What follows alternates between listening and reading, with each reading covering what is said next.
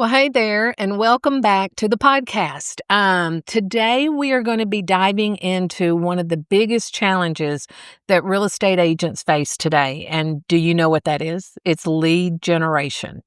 So, we all know it's important that you have to follow up with your leads in order for your business to move forward. But we all don't want to do that. It's just you got to face it. It's just something that you either love doing or you hate doing, but you know it's important. So, what we're going to talk about today is how to do that where it doesn't feel so overwhelming and that you have a consistent plan in place and that you do not get frustrated while you're doing it. Welcome to the Unstoppable Real Estate Agents Podcast. I'm your host and real estate productivity expert, Kim Hughes. Join me as we focus on real strategies and implement real solutions designed for you to achieve major success in your business and life while getting you organized. So, I want you to look at lead generation to be a lot of things that can do for your business because without lead generation, you wouldn't have one, right? So we want to focus on the very first thing, and that is how do you manage all of your leads? So the first thing I want you to do is kind of sit down and, get a piece of paper and a pen or, whatever you want to write on and make notes. So I want you to take an accounting of where do your leads come in. So could this be like Realtor.com, Zillow, any of those kind of programs? Does it come from the MLS? Does it come from your website? Does it come from your social media? Was it a referral from a business associate or a friend or a family member or a past client? So these are the things that you need to kind of outline so that you can keep track of that. And then monitor that every month or every couple of months or even a quarter and see where you're generating the most leads. What platform, what group is referring you the most, okay? And keep a note of that because we're going to address that here in just a few minutes. But I want you to create a simple way that you can, schedule every day that you do lead generation, whether it is following up, picking up the phone and cold calling, reaching out and having lunch with someone, whatever that is, you need to have that in a schedule. Put it on your calendar and commit to doing it. So what I'm going to recommend is that not only do you create that system, that you are starting and know that when you start creating this system, the ideas just start coming in and then you get excited and then it's going to go to another level. And because you should get excited about these leads, regardless of where they come from. So what I would like for you to do is map that out. So these are things that I want you to do the minute we get off of this podcast, because I'm going to give you some walkaways that you can implement immediately. So that is when you get through with the podcast, sit down and decide, where do all my leads come from? So look at all of your business programs, all of your social media, your platforms. What are you using to lead generate? I don't care if it's a program that you're using and you bought it to generate leads, but you don't have any. Write it down. If you do Google ads or any kind of ads, do you do any kind of freebies that people come in and download the freebie and now that's a new lead? So that's why I want you to take maybe about 10 minutes, depending on how many different ways you generate, and then write them down. Then I want you to go back for a couple of months and look at how many leads did that program or that person give you? And then that's going to start with your, we've talked about CRMs, right? And so this is where I want you to house everybody, but it's your choice. You could do it on a Google spreadsheet if you want to. But what I would like to see is a column that is completed by where that referral came from. Did it come from your cold calling efforts? Did it come from, your husband's best friend? So where do your leads come from? I have a client that will tell me right off the bat when I ask him, where do your leads come from? He tells me 95% of my leads come from YouTube. He's got a great YouTube channel, and so he gravitates, or people gravitate to him because of the videos that he's doing and putting that out on YouTube. And, very simple to get off topic, but if that's where you want to be a lead generator, then you go into your community and you do videos about your community. So that's another way you can generate leads, is by having that on your YouTube channel. And then you can take that YouTube channel video and put it out on Facebook, Instagram, Twitter, LinkedIn, whatever you want to put it on. But then I want you to realize that when you take these steps of where do these leads come from, it's going to start giving you less to think about, because you may think about all day long, oh, where am I generating leads? I have a client that has 12 different ways that he generates leads, and we have to work with him on a weekly basis to make sure that all of those leads that he gets them to us if we can't access it ourselves. And then we take it and we create that email drip campaign that goes out. He also has a text message campaign that we talked about as well. And then he sends that out to the appropriate group in his database. So there's all kinds of ways to do this. We've just got to get step one taken care of. And that is, where do your leads come from? So once you've done that, then I want you to look at who gave you the lead, and put that into that column. Now, once you've done that, that's half the battle right there. It's just getting that organized. It's not fun, but to me, it's one of those things where I enjoy doing it. So it's gratifying when I look down and I see that a past client had given me 3 leads last month. 2 leads came in from my podcast. 1 lead came in from my YouTube. So I am looking at all the ways that I can generate a lead, and then I'm recording it so that I can see where my efforts need to be in the most areas.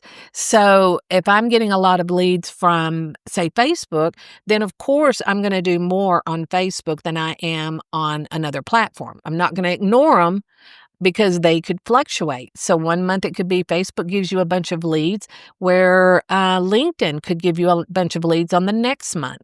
And then the next month it could be, one of your past clients referred 3 people to you. So that's why it's important to know, because you've got to know how to appreciate the lead and show the person that gave you the lead how much you appreciate them.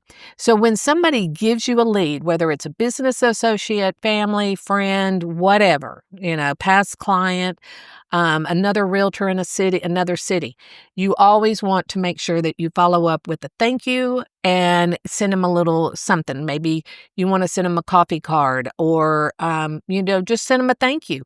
They're going to get a referral fee if they're an agent. So keep that in mind. You don't have to go over the top, but, something to show the appreciation. Because when an agent is appreciated by another agent, that agent will be referred to more, because they appreciate and they respect each other in a competitive community. So just remember that, you don't have to be closed off to everybody. Everybody can help everybody. And it's a great thing when you do that. It's a great feeling. You feel like, I've given back and I've helped somebody. So keep that in mind, that, a referral from another agent could be a wonderful thing, so make sure you keep those really good relationships going, especially when you're going to convention. When you're out at conventions, you should have an abundance of business cards. You should have a QR code. You should have your business card on your phone. You should have it multiple ways, so that the person that you're going to be giving that information to, you have it the way they want to receive it. Okay? Now, when we talk about that lead generation and you've got that spreadsheet or whatever you're using, then you want to know, how am I going to set this up on automation of how I'm going to talk to them going forward? So that's where your email sequences, your newsletters, and all of that come in. But I want you to also know that when you pick up the phone, and you make that call to them just so they can hear your voice and hear your genuine interest in helping them, that is going to set the precedence. So when you get off the phone, the first thing you want to do is send them a text message and just say something very simple like, "Hey, Sue, I just left you a voicemail. Sorry I missed you. I would love to touch base. Give me a call at your earliest convenience." And then have a reason for them to call you back. Don't just be like, "Well, I was wondering, who do you have that is, ready to buy and sell?" You want to give them a reason to call you that didn't waste their time. So always have a value, something that can benefit them. It could be um, something very simple, like, "Hey, I found this great app. I thought of you when I found it. I wanted to share it with you. Have you ever heard of?" And then you tell them. So that is going to be where you know them a little bit better because certain things you can adapt to. So when you first meet them, you want to learn who they are. It's not all about how many houses you sold and how many you have on the market and, how many closings you had last week. We don't care. People just really don't care. They want to know, what are you going to do for them? And, then they're going to go and look and see what you've done for their past sellers, past buyers. They're going to do their research unless they just immediately gravitate to you. So that's why I always say that you want to know who you're talking to. You want to know what their interests are, and you want to engage in who they are. Don't volunteer anything about yourself unless they ask, or maybe if you have something in common with them, you could say, "Oh, I play golf too. Where do you play?" That kind of thing. So you've got to find that common ground of interest with that lead, and then you'll know how to set up your email sequences, how to market to them, and how to talk to them in the future to nurture that relationship. Are you ready to elevate your brand and wow your clients? Well, I would like to introduce you to the Buyer Homebook. This is your secret weapon for impressing new homeowners while solidifying your role as their go-to real estate expert. Packed with 15 pages of customizable content, this digital template includes everything your client needs, from essential contacts, maintenance checklist, local amenities, moving tips, and anything else you would like to include about your community. And here's the best part. This template is in Canva, so you can fully personalize it to match your brand. Add your logo, update the cover, and tailor the details to your clients, all in just a few clicks. Give your clients a seamless, memorable experience that they will rave about for years to come. Grab your Buyer Homebook today and start building relationships that last a lifetime. Visit kimhughes.com and add this impressive tool to your business portfolio. Okay, well, that was a wrap on how to build your lead generation system. It can be as detailed as you want it, or it can be just very simple. But the key elements in having a very successful, organized lead generation system is to know their birthday, their anniversary date, their interest, who referred them, and what are their goals for the next 12 months.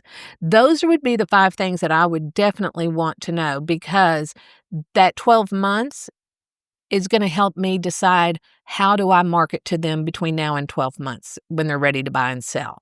So make sure you have some kind of an idea of what their future, what they're thinking about for the future. So I'm going to leave it at that. I could talk about lead generation all day. But if you struggle with, these systems that you need to put in place, just know that we are here to help you. Schedule a call with us by clicking on the link in the show notes and pick a date and time that works for you.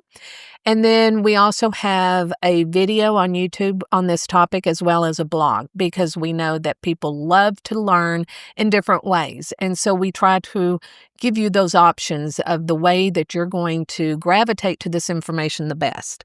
So with that said, thank you so much for joining me today, and I look forward to talking to you next week. And I love to hear from you. So let me know how these are helping you. If you are struggling with anything that you would like to get some advice on, just put them in the comments. Happy to reply. Have a good one. Bye. Thank you so much for tuning in. And if you know someone, and I bet you do, who would appreciate this podcast, please share it with them. As a reminder, this podcast can be delivered directly to your favorite device by using the subscribe links you can find in the show notes below or over at unstoppablerealestateagents.com. Remember, it takes as much energy to wish as it does to plan. Have a great day.